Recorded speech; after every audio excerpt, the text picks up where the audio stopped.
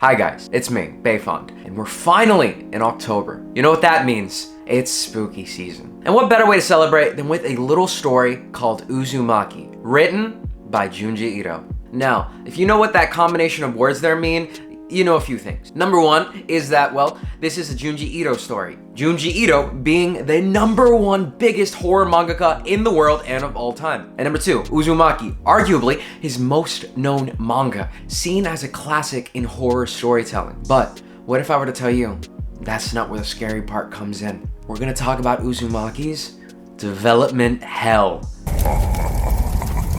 Development hell. Yeah, it's a scary fucking topic. If you're unfamiliar with the term, it just means that something has been stuck, being made for a long ass time and no one knows when it's gonna come out. And then when it finally does come out, if we follow the trends and all the lists of everything that has come out, it usually ends up being shit. Or well, the majority of them don't come out being good. There's no real success stories of anything going through development hell and then coming out the other end completely fine. Kind of like another one of Junji Ito's fantastic works. And as a side note, no matter how messed up Junji Ito's works are, the man's actually one of the most innocent mangakas that I've probably ever seen.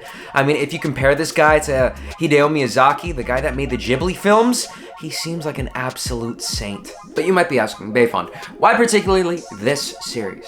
Why Uzumaki? Why do you want to focus on this one? Well, other than the theme of this being, spooky October, Uzumaki had one of the biggest, and I think, to me, best trailers that I saw in a long time when it first got announced over an Anime Expo in like 2019. Let me just pause and show you a little bit right here.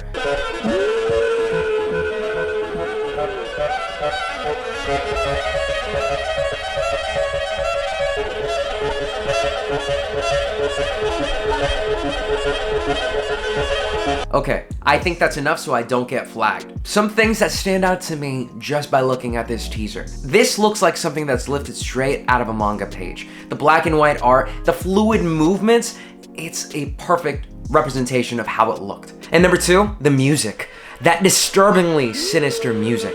The prevalent use of all like the different human voices and the little wailing that's like going on, it sets the tone perfectly for a ghost story. And I think that this trailer made a fantastic job at just getting people's attention because it looked fantastic. Because before 2019, I had pretty much no clue who Junji Ito was and absolutely no idea what the story of Uzumaki was going to be about. This was the thing that got me invested because it looks so beautiful. But yes, this story has been in development hell. Why? Well, because since it was announced in 2019, it was assumed and also kind of announced that it was gonna release either later on that year or like 2020. Those dates keep rolling around, and for whatever reason, that date's not met. Now, I already made a video about the working conditions in the anime industry, like the crunch times and all the effort that the creators have to go through for almost little to no reward. And how studios just keep working people into the ground. Now, I'm not saying that that's the case with Uzumaki. There's been no horror stories coming out about the studio or about like the director, anything like that. Speaking of which, the studio that's working on this is actually in partnership with Cartoon Network. If that comes as a shock to you, well, it really shouldn't, because Cartoon Network has handled a whole bunch of other anime in the past, The Toonami block has handled Space Dandy, Samurai Champloo, bunch of other stuff. And especially with Space Dandy, that came out in the United States before it ever came out in Japan. Cartoon Network's got skin in the game. Yeah, the director, on the other hand, I haven't actually seen any of his previous works, so I'm not sure if I can say that I'm a fan, even though I have heard that the director's past work is really good. But let's just keep in mind that there is a possibility that some fucked up shit could be happening to the animators in the studio.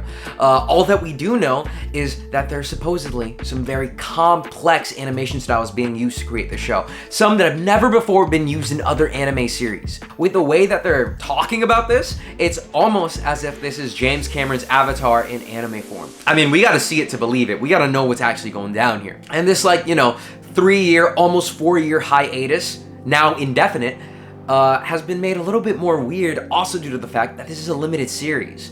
I'm pretty sure that this is only gonna have about 6 episodes and they're probably only just gonna be half an hour each, which makes sense because Uzumaki isn't like a ginormous story that takes up whole volumes. And I'm sure I'm not the only person that is just wondering about Uzumaki.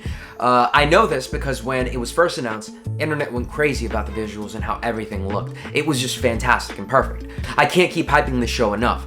Then it calmed down, but then once the indefinite hiatus was officially announced a few months ago, that's when the entire community again got it trending on places like Twitter. It shows you that there's a community that cares and is patiently waiting for this. Now, with these extravagant wait times, it really doesn't seem good for the future of this show. As I was saying previously, development hell usually means a shit show. A shit show usually caused by a shit show in the behind the scenes. And here, I want to showcase some examples of some things that come to mind when I think of development hell, because these really put into perspective just how bad the situation can actually get. Some of the first things that come to mind when I think of development hell are Duke Nukem Forever, a video game that took almost 20 years to create, changed hands several times, had the story rewritten, engine changed dozens of times, all for the final product to come out as an unoriginal, outdated piece of shit with sex jokes made from what I can only assume to be teenage boys and like gross out shit humor that only a toddler could come up with. And they had even more depravity to ask for more money on the DLCs. At least those were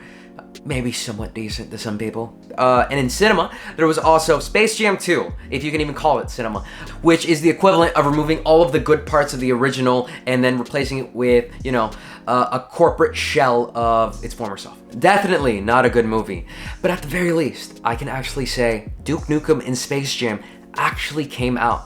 There are so many other things that didn't have that luxury. There's things like Superman Lives, Beyond Good and Evil. Hell, don't even get me started about Half-Life 3. Development hell is not a good sign. So if Uzumaki were to come out sometime in, you know, the next 5 years or so, I hope that there's still a community waiting to receive it with open arms. But in the anime industry, where shows and manga come in so quick and leave just as fast, people forget things pretty quickly. Perhaps by then, no one's gonna be talking about Uzumaki, and that's a damn shame, because Junji Ito is a fantastic writer, and his works deserve all the attention they get. But to be fair, he also does have other series on other platforms like Netflix and Crunchyroll, more based on like his short stories. Not the ones that I favor, but they're still there. So with that, I hope I've left these thoughts in your head to just like, you know, contemplate them for a bit. So, see you guys next time, and I know for certain, it's gonna be long before this show comes out.